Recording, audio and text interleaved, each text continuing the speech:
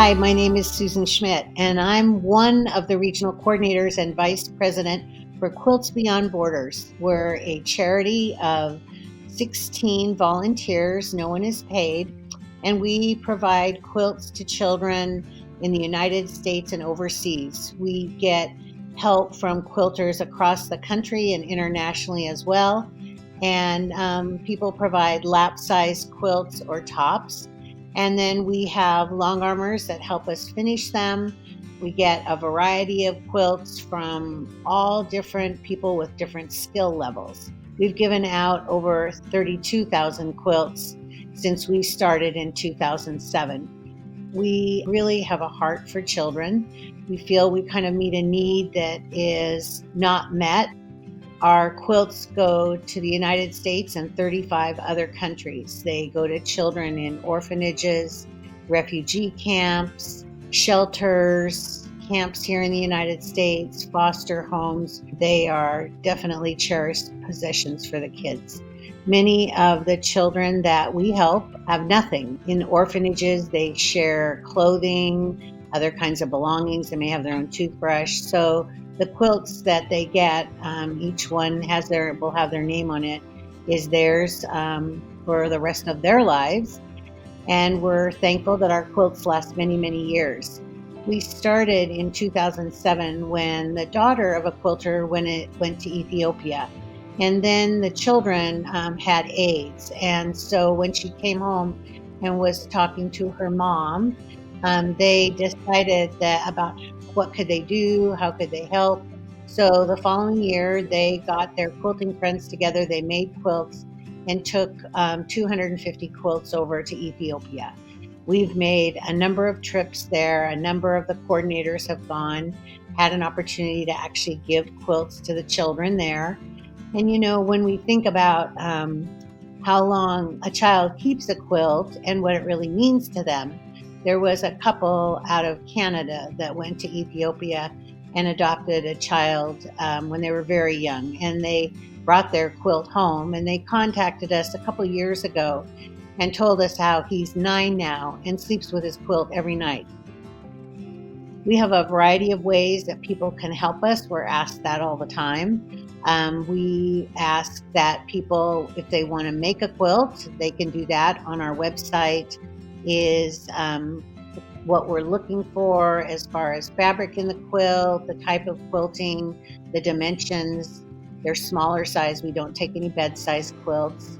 And then we have people sometimes that would like to help us by being a regional coordinator, helping with special projects.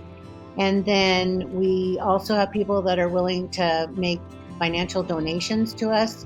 That can be done through our website as well, where all of our money goes toward helping mainly provide quilts to get around the country. Different groups take our quilts overseas if they're going overseas. So we have quilts right now going to Ukraine. They go over on container ships, but most of our quilts are all hand carried in suitcases. And so nothing is shipped over, nothing is mailed over, so that we're sure that the quilts that are given to us get given to the groups that they're meant to go to.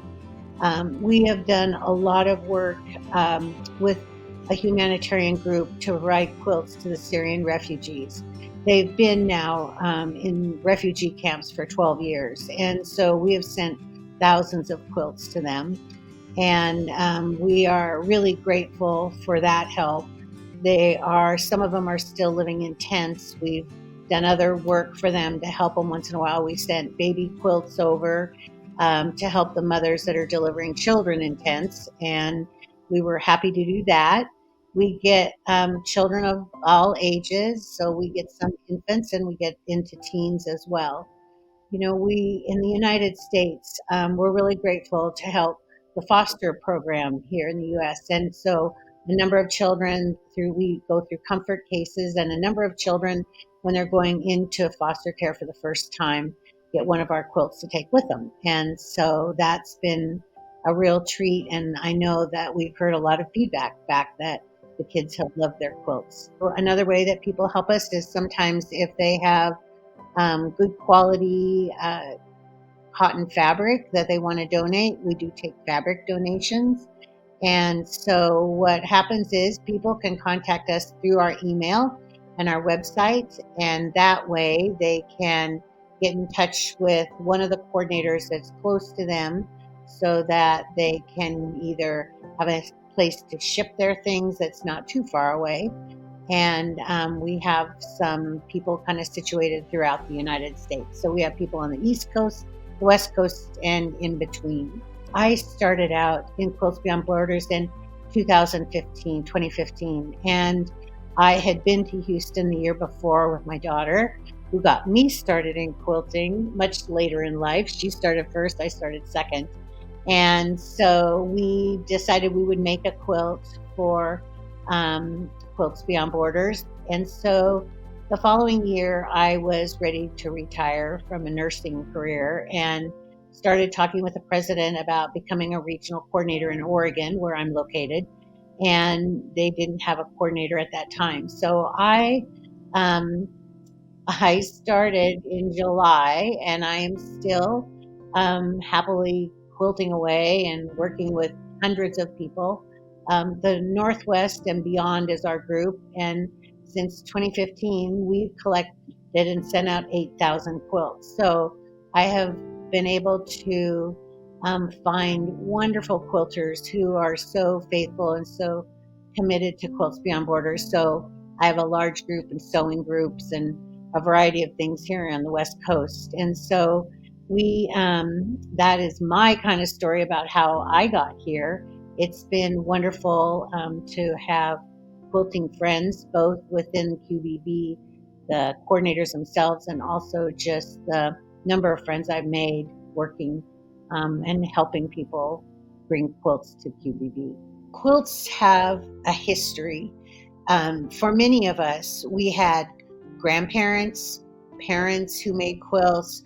We have hand-done quilts that are treasures and vintage. It's an art to make quilts. It is, for some people, making show quilts is a part of your quilting life. For a lot of us, it's a way to continue our quilting, because what I think all quilters get to a point is you give quilts to your family, you give quilts to your friends, and they get to a point where they're like, okay, I've got enough quilts now. And yet your love for sewing, your love for quilting, you begin to think about how am I going to satisfy that love? And what can I do with my quilts? And so I think what we have found is giving them to children who, for many of us who are parents, if your child had a blanket that they loved and they drug around and they slept with every night, I think that is a piece of what that quilt represents for a child is security, comfort, warmth.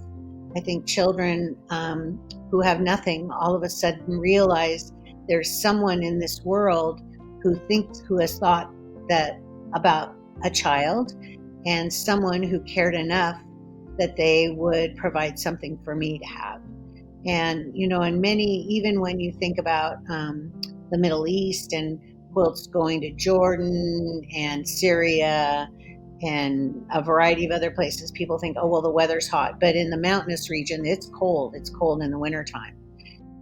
We've just had a lot of feedback over the years from groups that have taken them to the kids and how excited the kids were. If you have a seamstress background, a quilting background, and you see the quality of the quilts, you see the intricacy of the patterns, you realize the time and the effort, the skill that went into the quilts. And so we're so grateful for the talents and the gifts that are shared with us by the quilters. And we get quilts of all different colors. And sometimes we think, oh my gosh, that doesn't have primary colors in it. It's kind of darker shades. Maybe one had browns and reds in it. And when they ask the kids, you can pick out the quilt that you want.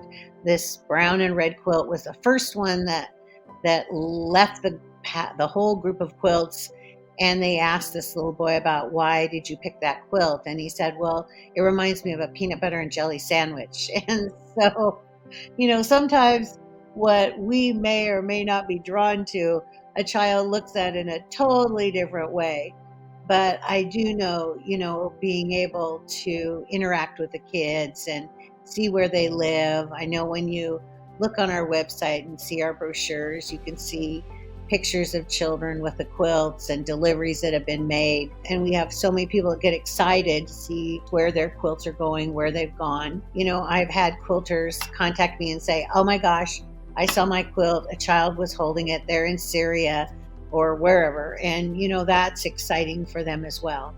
So many quilters I have met have a giving heart. And I think that they are looking for ways to share their gifts and talents. They have a love for making a quilt.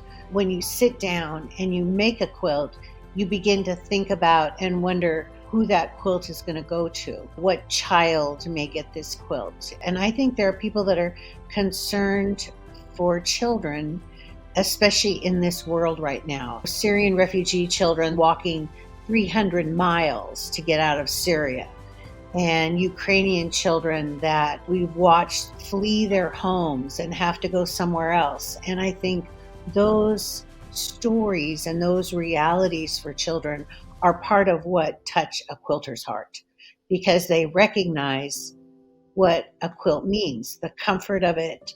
When you're cold and you're frightened and you're wrapped up in a quilt, for just a little bit, you can be comforted by that. And, I think there's children that look at their quilts, and some of them have blocks and they may be scrappy with all different kinds of pieces in them, all different kinds of fabric. Children will sit there and look at all those different pieces and run their fingers along them.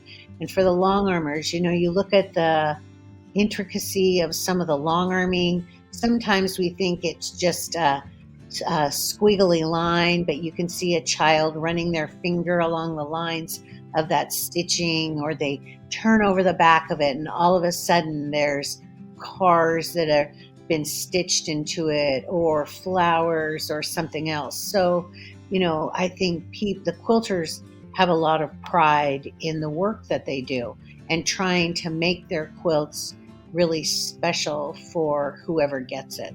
I started out as a piecer. I was a piecer at heart. Some people love to do the piecing part and really just want to make tops. So we do accept tops, but the long arming piece of it is really critical, because we would just have tops without a quilt if we didn't have long armers. And I get in my group, I get in over 800 tops a year. And so I would be lost without long armers. And so we are always looking for long armers. I think, we provide the top and the backing and the binding. And then you can decide on the pattern and the thread, and we'll ship stuff to you and wherever you may be. But that part of it is really important for us. If you're a long armer and you want to help, you can contact us through our email, quiltsbeyondborders@gmail.com.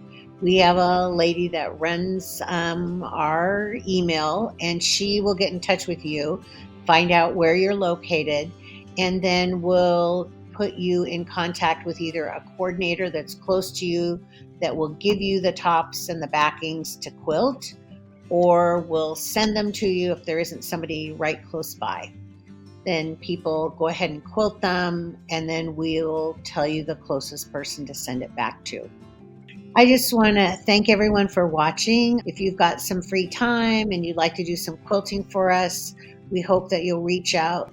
If you're willing to make a donation to us, we'd appreciate it. It would help us a great deal. We hope that you will be willing to share some of your time, your gifts, your talents with children here in the U.S. and abroad.